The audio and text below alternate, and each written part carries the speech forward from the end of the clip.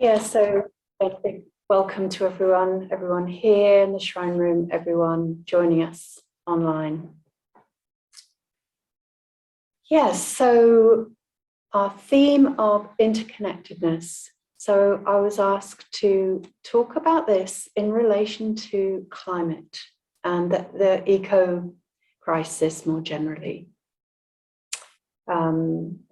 This knowing of our interconnectedness, our interbeing, our interfusion, that was a word that Metta Dayajoti brought in, that Bhante Sangha has used.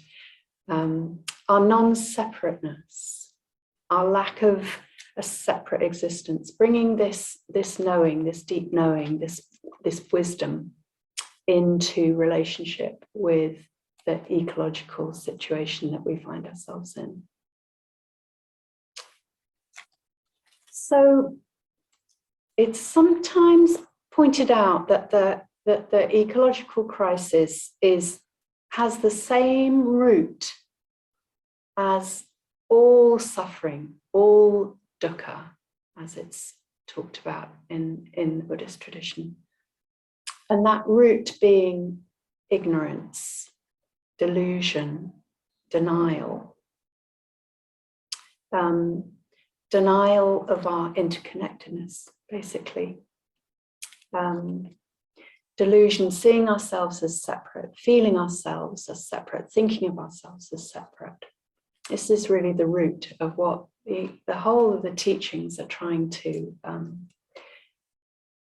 get us to see through this habit of feeling ourselves to be separate. And at root, we harm the earth because we think of ourselves as separate from it. So I wanted to bring a little quote here. So this is from a book by Joanna Macy, who's an American ecologist and Buddhist teacher. A book that she wrote with two others, John Seed and Arnie Ness, who are teachers of deep ecology. So they say, what humankind is capable of loving from mere duty or moral exhortation is unfortunately very limited.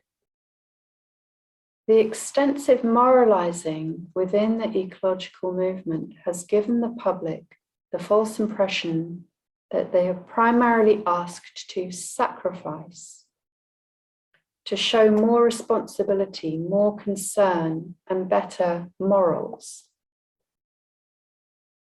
But the requisite care flows naturally if the self is widened and deepened, so the protection of free nature is felt and conceived of as protection of our very selves.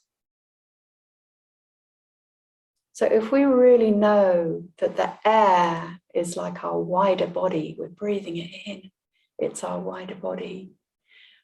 The water is our wider body, the water element, earth element, fire element, these elements that Metta Dayajoti brought in her session, that they are like our wider body, then we're going to be less prone to harming them.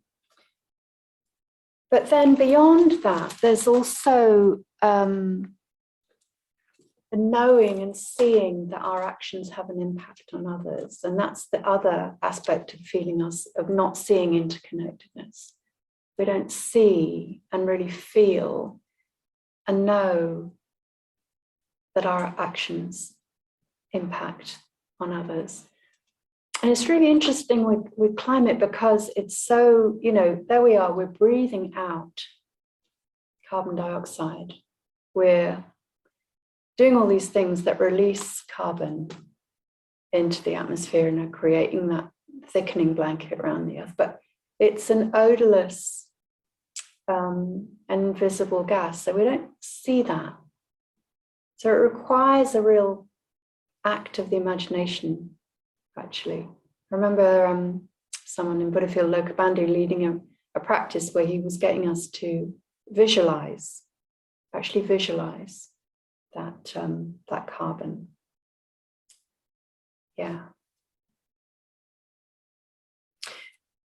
Yeah, so at root, the eco-crisis is at the very root, there's this delusion and not seeing our interconnectedness, feeling ourselves to be separate. And so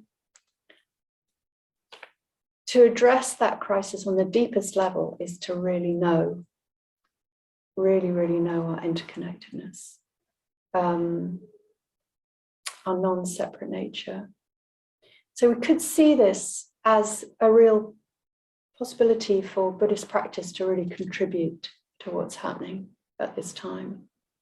That we can offer that. It's what the Dharma is about, and we can offer that. We can embody that as much as we can, and then when we know that, really know in our bones and our guts, deeply in our being, not just in the mind, deeply in our being, that we are connected, we're not separate, then there can be a very natural gratitude for all of life.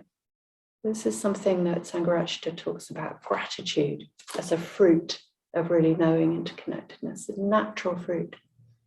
And there can be this sense of solidarity, which is not really other than metta, than loving kindness.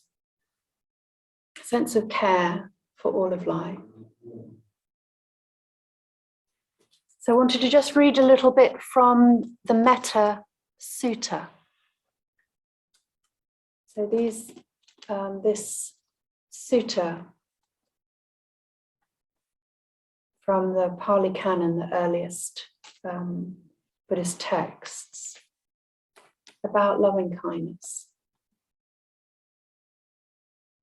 Just going to read this one bit. May all be happy and secure. May all beings become happy in their heart of hearts and think of every living thing without exception, plants and animals, from the smallest to the largest, whether you can see them or not, living near or far away, beings living now or yet to arise, may all beings become happy in their heart of hearts. So it includes beings living now and those yet to arise, beings from the future. I'm just going to read the same thing in another translation.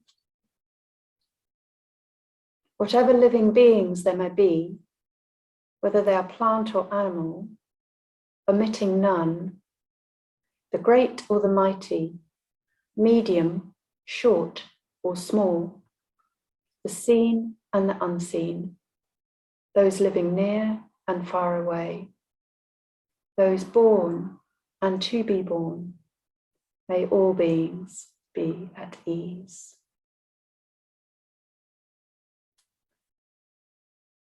So you might find that if you're familiar with this text, there might be something in there that in these translations that's a bit unfamiliar. All living beings, whether they are plant or animal. So that's usually translated differently. But Stephen, who is a Pali scholar,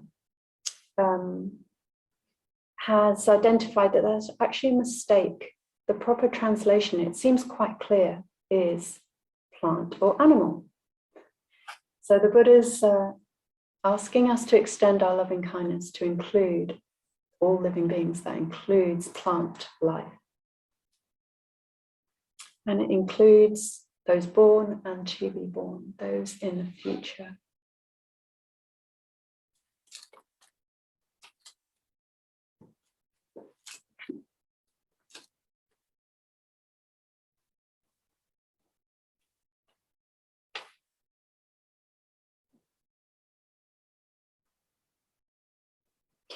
So we're saying that this knowing of interconnectedness can just allow a natural flow of loving kindness towards the beings, including beings in the future. And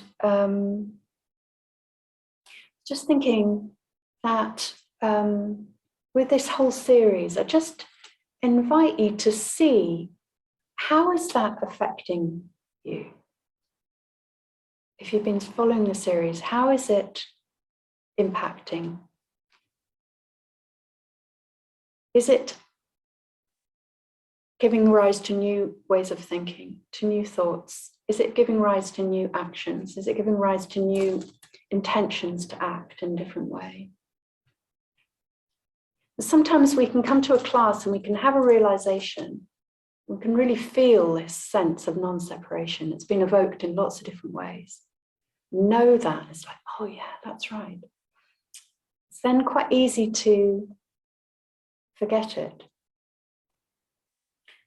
So it's good, I think, when we have those moments of opening up and having, knowing that non-separateness, even if it's only just for a moment, to remind ourselves of that.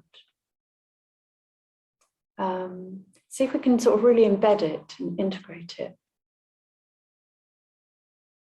And let it kind of affect us, let it transform us.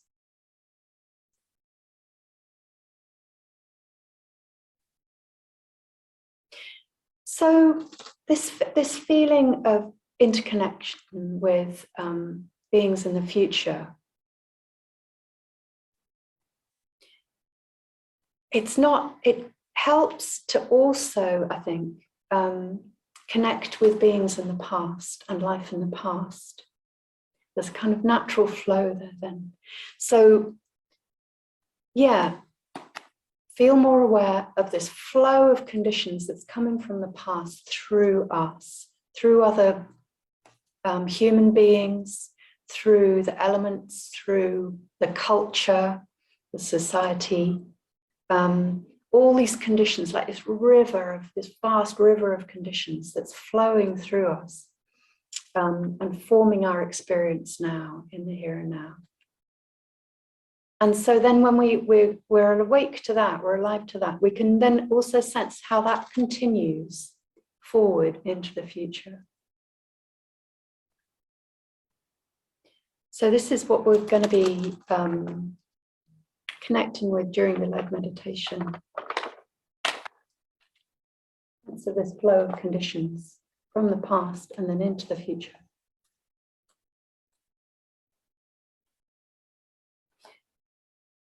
I have here a book, Joanna Macy, Molly Brown, Coming Back to Life. And it's a book that describes a whole body of work that some people will be familiar with, probably, the work that reconnects. And it's really about the eco-crisis. It's about how we can become more awake to our interconnectedness, how we can become more empowered to naturally act for the benefit of life in the future. And in this work that reconnects, it's like a series of workshops. There is quite a lot that's about connecting with beings in the future and connecting with the past. A number of different processes where you are, like there's a exercise called gathering the gifts of the ancestors. And as a group, you sort of walk backwards, imagining you're walking backwards in time. And you're gathering up all of the beautiful things and the kind of skills and the technology that have been passed on to you from past generations. And then there are also conversations that you have, imagining you're speaking to beings in the future about everything that they're dealing with. They're dealing with the kind of legacy of our actions now. And you have this kind of dialogue with them about how they feel about you as you being their ancestor. I'm going to try and evoke a bit of the spirit of that in the meditation.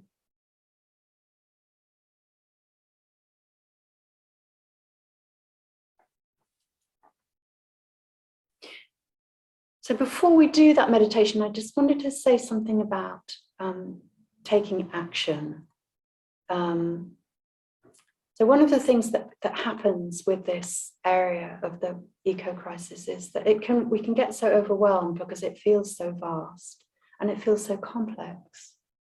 And there's so many conditions that the conditionality, the interconnectedness, it's so complex. There's so many conditions. And yet, I think it can be helpful to remember that even despite all of that, even small actions can have big consequences. And so we talk about tipping points, don't we? And often that's talked about in terms of the negative, the possibility that there are that things are irreversible, that a tipping point has been reached where conditions are going to carry on unfolding. There's nothing to be done about it. Or it's very hard to alleviate consequences of that once it's got going. But I mean, tipping points also work in the positive as well. And I think we can observe this just in our everyday life. I find that sometimes, if conditions are right, then even a really small action of kindness by someone can have a huge impact on me. Like I'm having a really bad day and nothing's going right and I'm feeling really stressed. And then someone lets me in the traffic and I just feel so ridiculously grateful somehow. Maybe this is, I don't know, familiar, but at times, because conditions are just ripe, a small action can have a big consequence. So I think it's really worth remembering this, particularly when we're going into this kind of sense of, the vastness of conditions and connecting with vast time and so on in the future. It's still possible to have an impact. And often we don't really know because we can't see necessarily that there's, there's a tipping point. That person, that group, that situation, that culture is just ripe for a tiny little bit of input, and then it's going to turn around, it's going to transform. A friend of mine who's been involved with direct action for ecological change for over a long period of time, she's said that she's really observed how with environmental actions, it's so much about timing. Are the conditions ripe? Sometimes the conditions are just ripe and a particular action just flows. It just has a really big effect because it was just the right time for it. Other times, not so. It was too early. Things weren't quite ripe. So, I find that quite heartening, really, this whole thing about the tipping points. It's possible to have. It's not a linear thing. A small action can have a big consequence.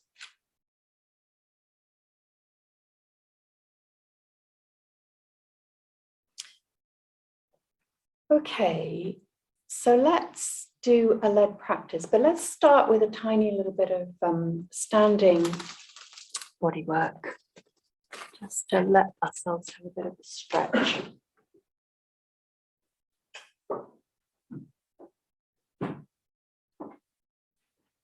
Just feeling into this body,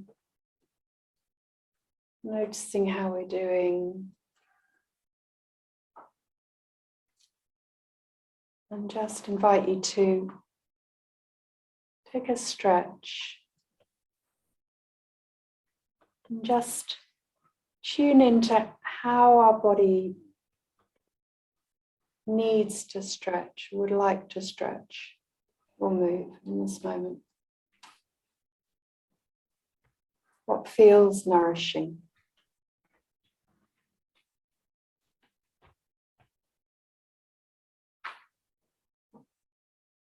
And seeing if we can notice anywhere in the body that would benefit from a little bit of kind attention,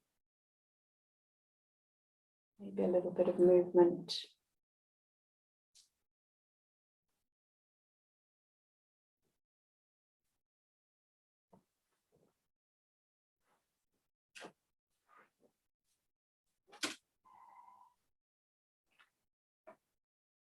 And seeing as we're doing this, can we feel it as an act of kindness? Just a little bit of care for this body.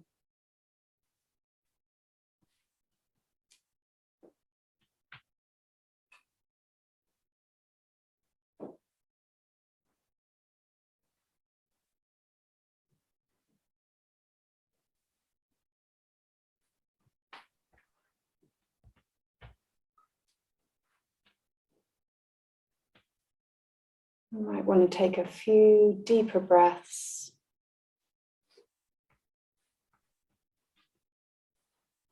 Maybe imagining that the breath is coming up from the ground,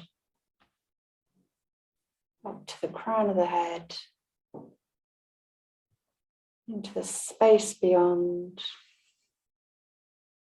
And the out breath is just washing back down through the body.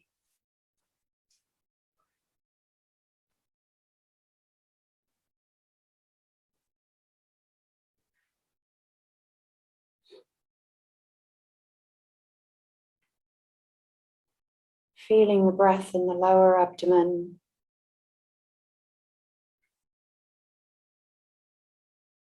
If there's any holding on there in the belly, can the breath allow that to release just a little bit? Soft in the belly.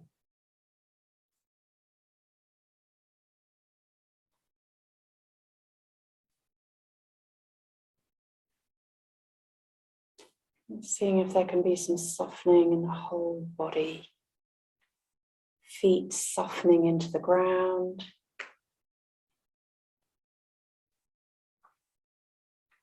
Hands softening. Open.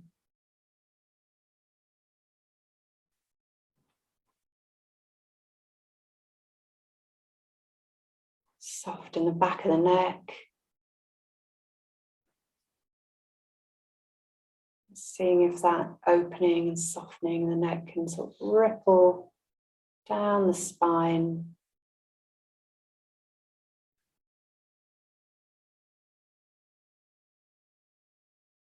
Imagining it going right down the spine, down the tailbone.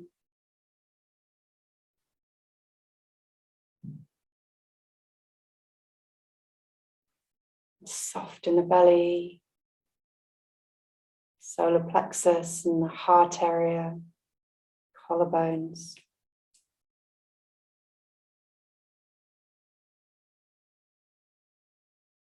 Hips and buttocks, pelvis, legs and knees, and ankles, and the feet.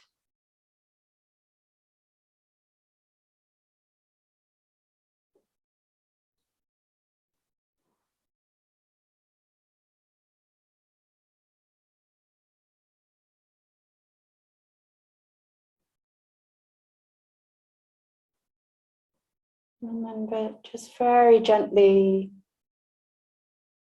staying connected to the whole body if we can. Just coming to our meditation posture.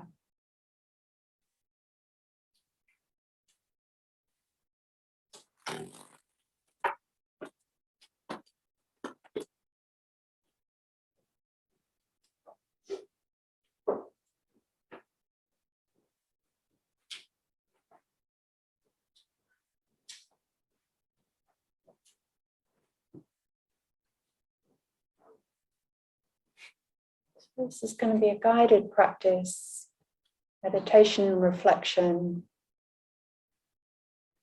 connecting with the past, connecting with the future, and starting plenty of connecting with the body in this moment.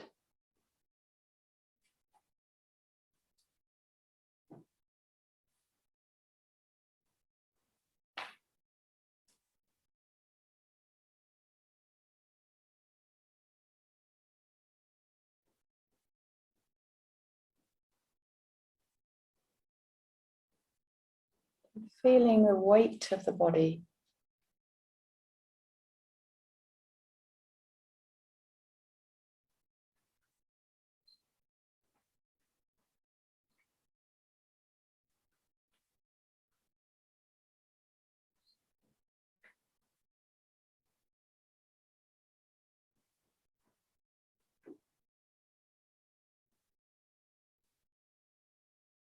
See if we can allow this natural sinking of our weight down to earth. Allowing gravity to have our weight, allowing the earth to have our weight.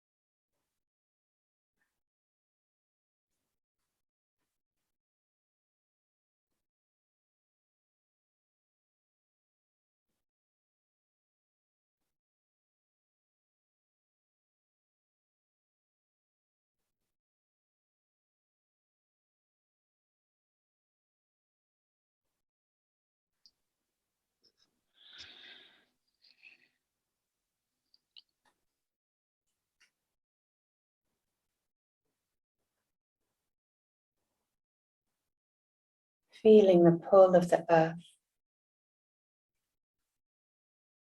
on the body.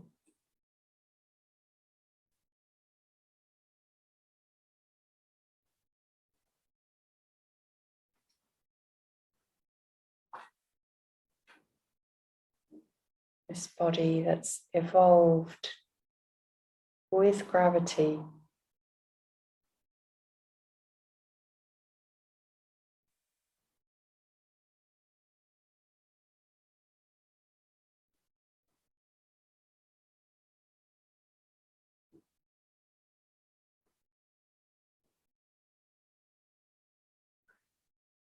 Evolved to meet the forces of gravity.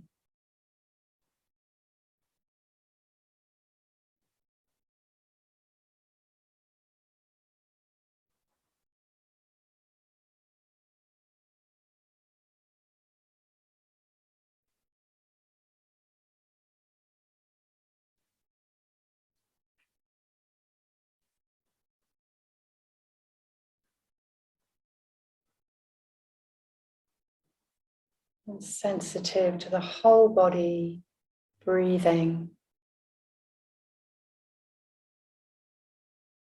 Feeling the breath in the lower belly, rise and the fall of the abdomen.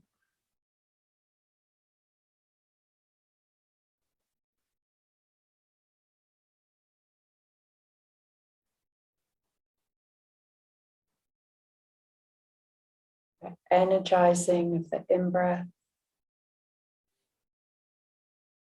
the release of the out-breath.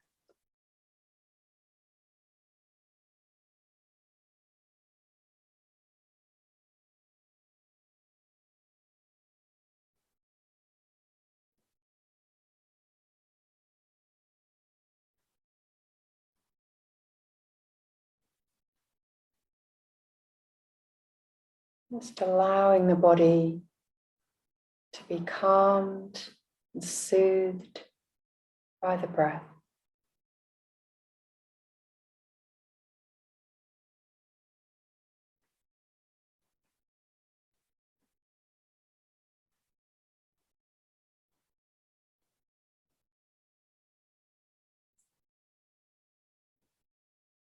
Energized and soothed.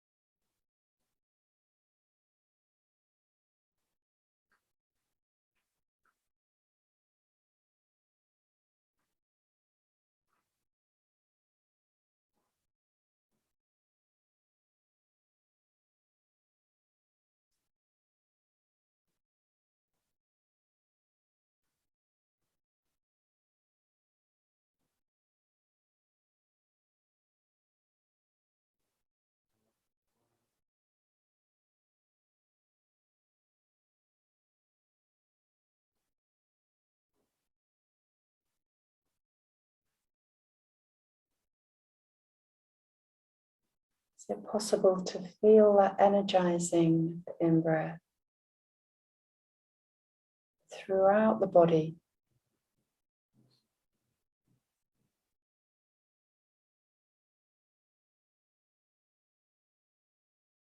You can feel it in the toes,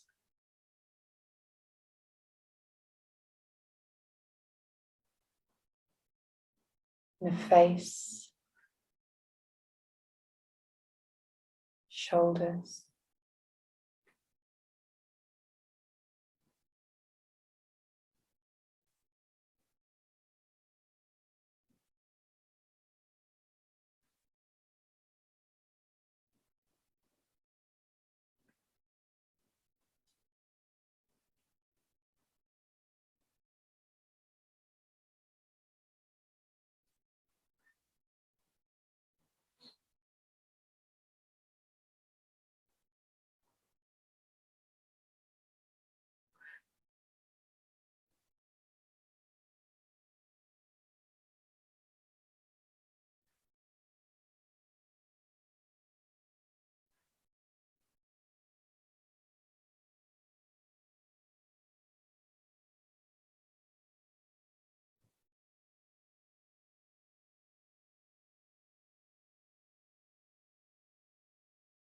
Can we feel the out-breath?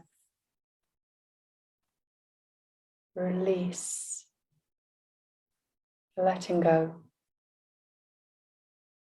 throughout the body, every cell of the body.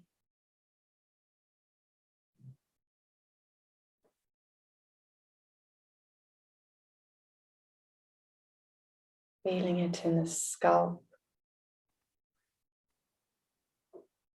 legs,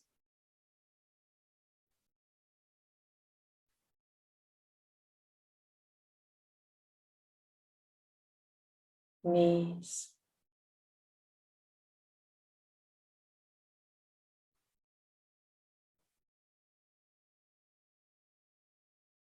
heart area.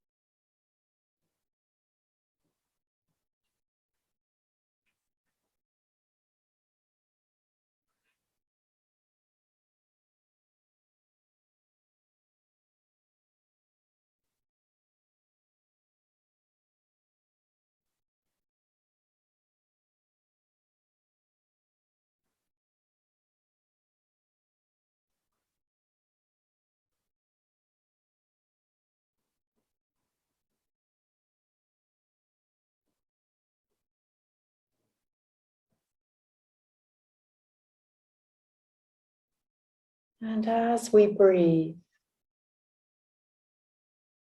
feeling the lungs,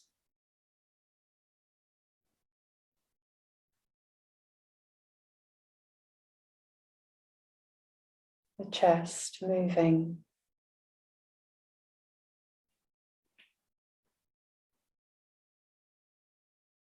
ribs moving, the belly, diaphragm,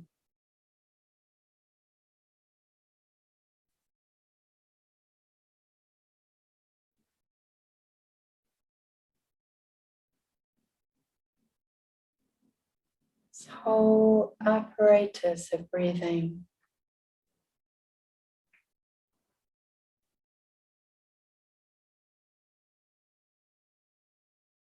that's evolved with the Earth's atmosphere.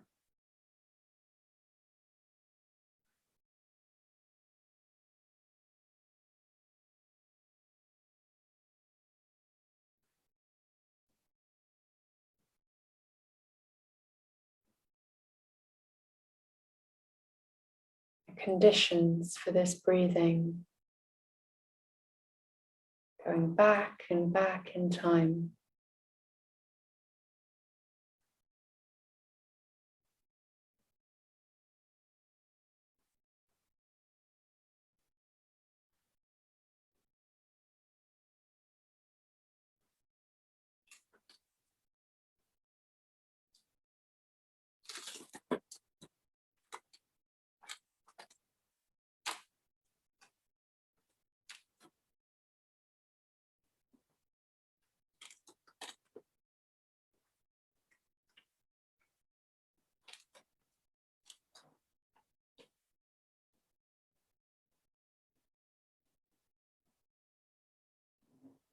And maybe we can feel the beating of our heart.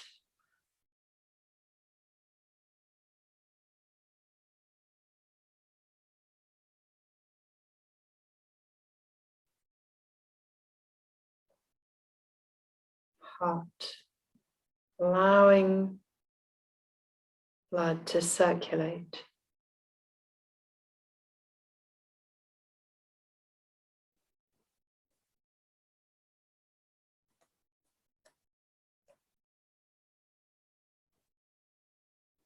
This capacity to circulate blood.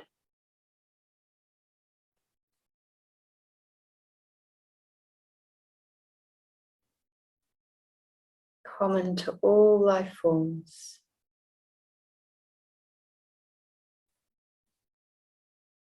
And it arose with the first multi-celled creatures. They found ways to transfer nutrients to their inside cells. And as they developed, some of them invented a muscular pump, the heart.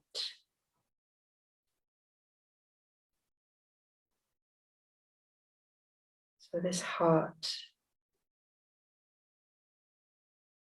tracks back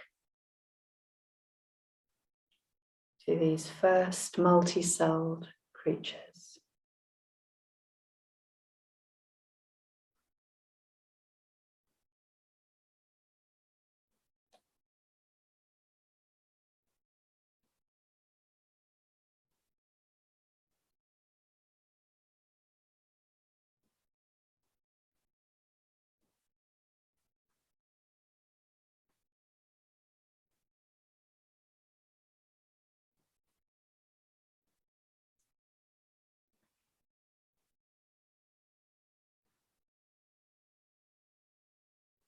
And feeling our spine, our spinal column.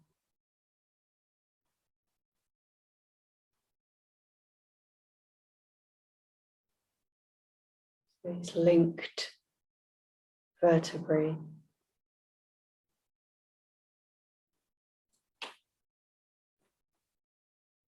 They cover our spinal cord. And they allow flexibility of movement.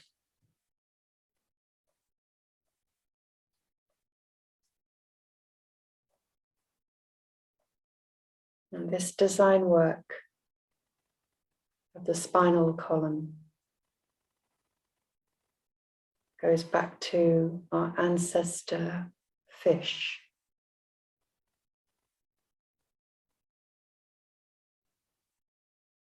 They couldn't swim if their backbone was one solid piece. So they evolved this fluid, flexible spine. that allows us to stand and walk and dance.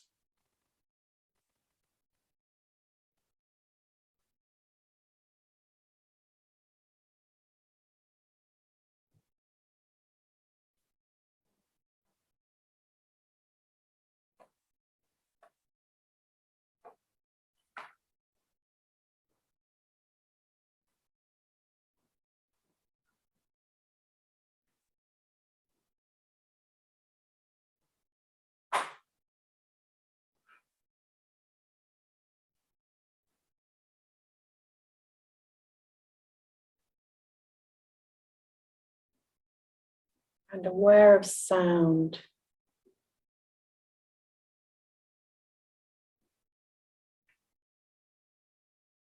Sound happening because there are these tiny bones vibrating in the inner ear.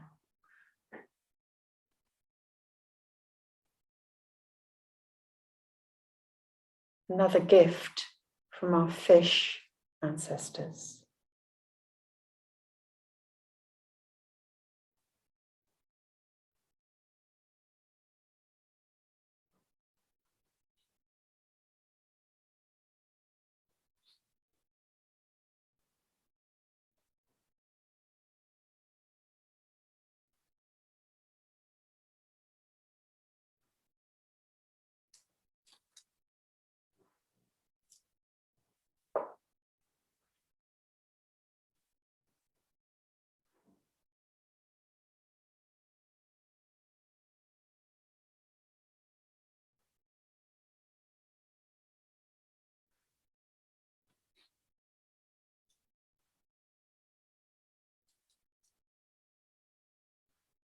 And our hands.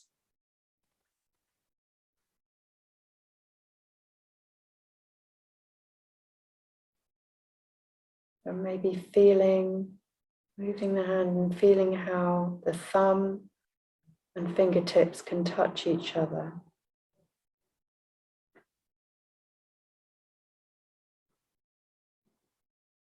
And closing a space.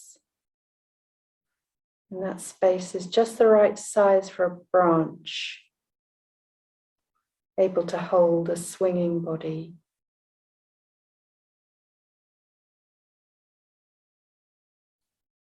So our monkey ancestors designed that hand. And the branch was designed by the sun and the wind and gravity.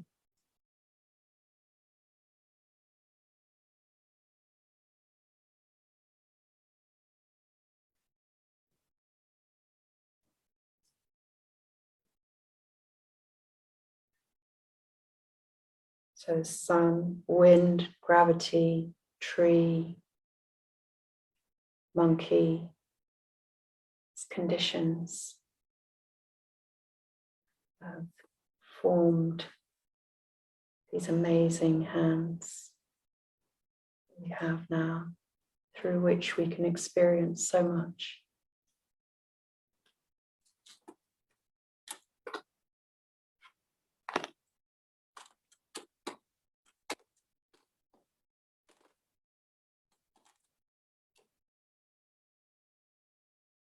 So feeling in this body these gifts of our animal ancestors and of the elements.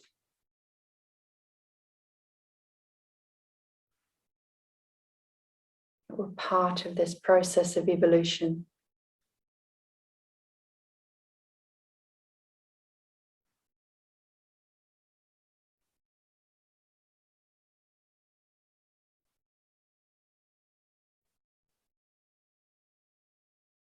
And then aspects of our bodily experience conditioned by more recent ancestors.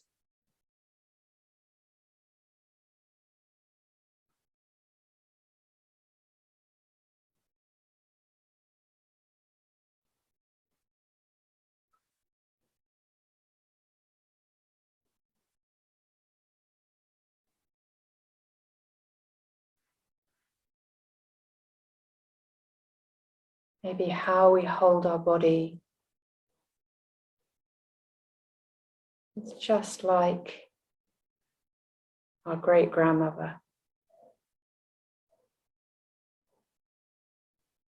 The tilt of our head, the way we walk.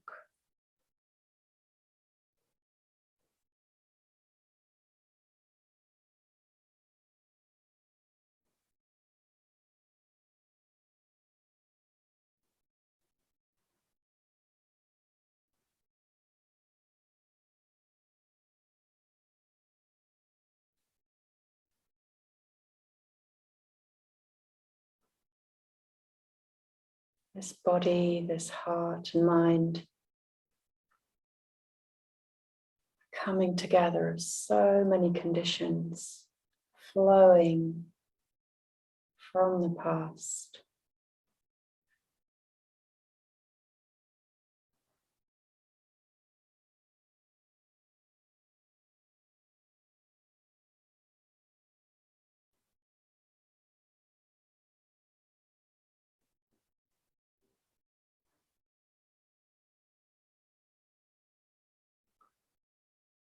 Flowing from the past and forming the future.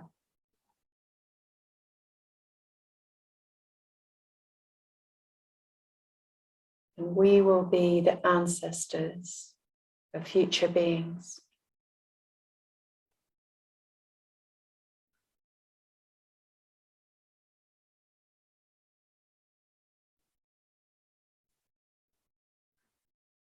Some of us, some of those beings carrying our genetic material.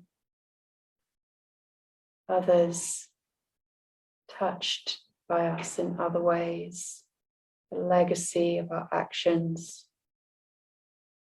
body, speech and mind.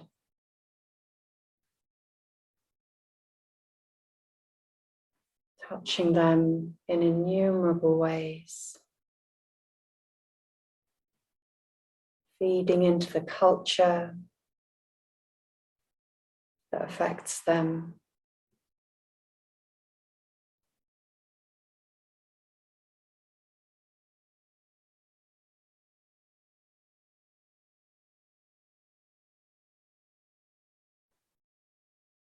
The technology that affects them.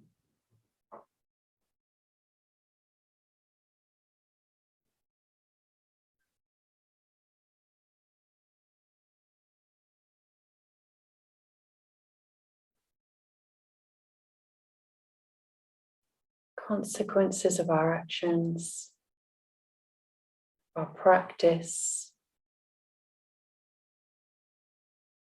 flowing onwards, rippling outwards.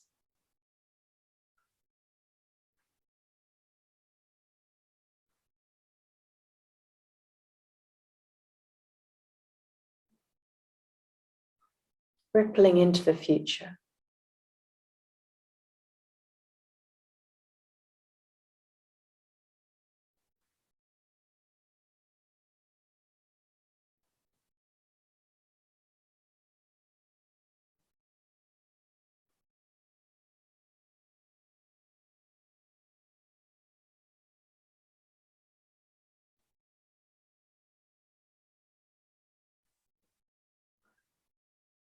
Sensing ourselves part of this river of conditions flowing onward.